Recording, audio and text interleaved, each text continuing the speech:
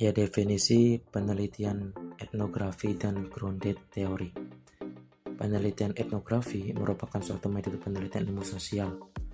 Penelitian ini sangat percaya pada ketertutupan, pengalaman pribadi, dan partisipasi yang mungkin tidak hanya pengamatan oleh para peneliti yang terlatih dalam seni etnografi.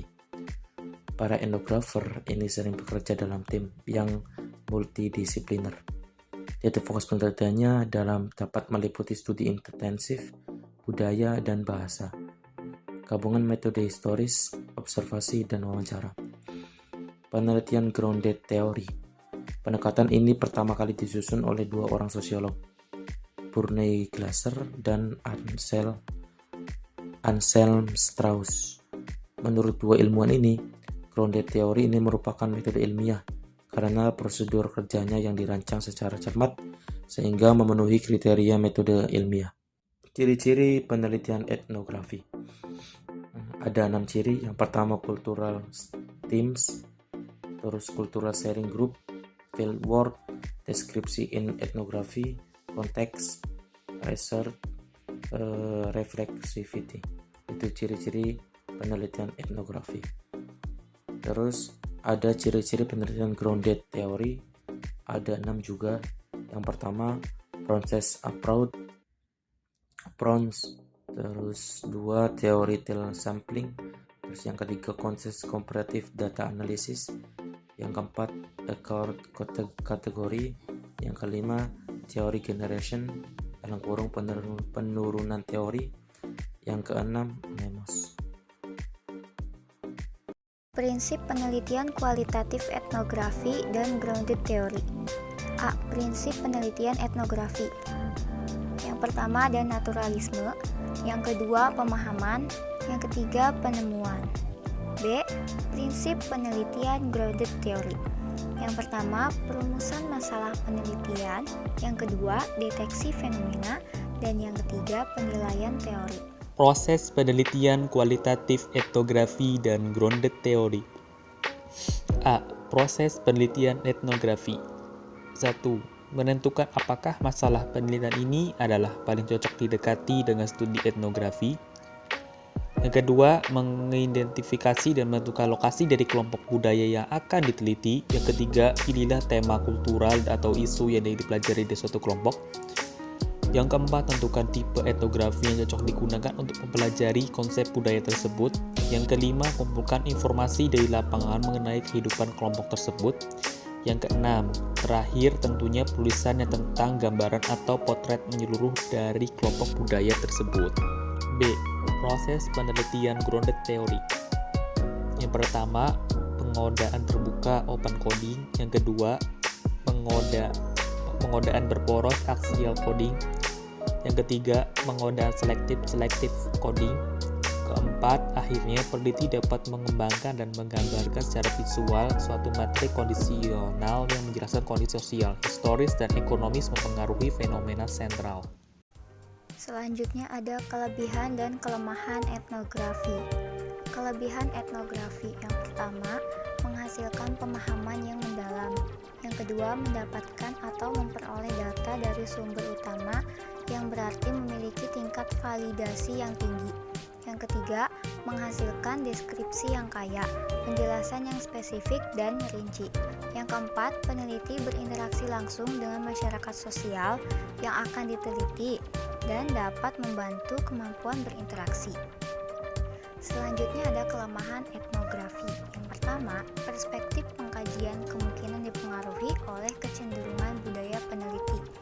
Yang kedua, membutuhkan jangka waktu yang panjang untuk mengumpulkan data. Yang ketiga, pengaruh budaya yang diteliti dapat mempengaruhi psikologis peneliti ketika peneliti kembali ke budaya asalnya. Yang keempat, peneliti yang tidak memiliki kemampuan sosialisasi terdapat kemungkinan terdapat penolakan dari masyarakat yang akan diteliti. Kelebihan dan kelemahan grounded theory.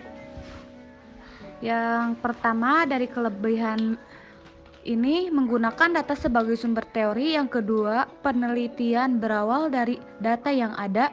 Yang ketiga, pengumpulan data dan analisa dilakukan dalam waktu yang sama. Yang kedua, ada kelemahan grounded theory. Yang pertama, ada analisa yang diperbandingkan kadang tidak tepat sasaran. Yang kedua, hasil penelitian bersifat subjektif.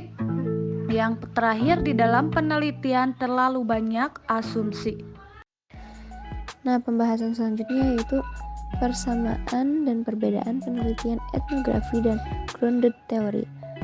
Nah, pengertian dari penelitian etnografi ini juga dapat didekati dari titik pandang preservasi seni dan kebudayaan, dan lebih sebagai suatu usaha deskriptif daripada usaha analitis. Nah, tujuannya yaitu untuk menggambarkan budaya tertentu. Nah, untuk teknik penelitiannya dengan pengamatan dengan data, terus pengamatan empirik, wawancara, pengedaran angket, dan pencatatan hasil. Nah, selanjutnya itu penelitian grounded theory. Pengertiannya yaitu penelitian ini bermetodologi penelitian kualitatif yang berakar pada konstruktivisme atau paradigma keilmuan yang mencoba mengkonstruksi teori atau suatu fakta. Nah, tujuannya itu mengkonstruksi teori-teori yang digunakan untuk mengembangkan data.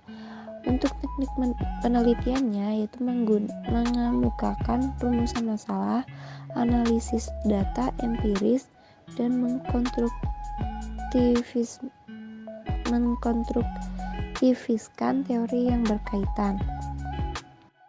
Untuk hasil penelitian dari etnografi, itu hasilnya akan mendapatkan hasil penelitian secara komprehensif dengan budaya yang diteliti.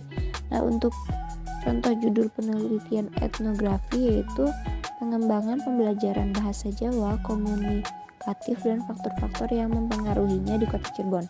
Nah, karakteristiknya penelitian bersifat holistik, integratif, description, dan menggunakan analisis kualitatif dalam mencari sudut pandang yang semula.